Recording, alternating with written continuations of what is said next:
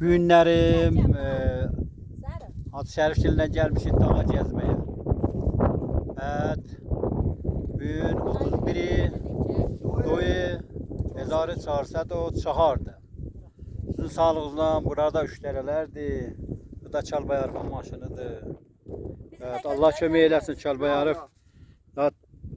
Zəhmət çəkib bizi gətirib bura. Bu da ki çaydır, gör nə mənədir, sən bil Allah. Çaya, bax çaya, bəh. Yeldə vurur, adam və lap şef eləyir. İstəyirsən nə içeyim? Hə, valla. Qoyma apardı. Qoyma pəhtunu yel apardı. Gəlbayında o tərəf ki işləyir, ha, əli soğudur. Özü də istəyir. Niyə əli soğuyur? Çalbay alan deyir, Tehran 40 dərəcədir. Mən paltovu alan çıxartdım. Tir filmə görə çıxartdım Allah'ın dostu. Tapşına bax.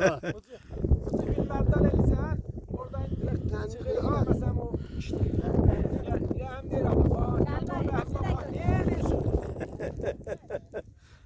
Hə. Heç kotu əlinizdən çıxartmıyorsunuz. Nə cürdür elə, bununki götürür. Çalbayarıfın bir dənə zapası var. Hə, Bir dənə mənim zapası.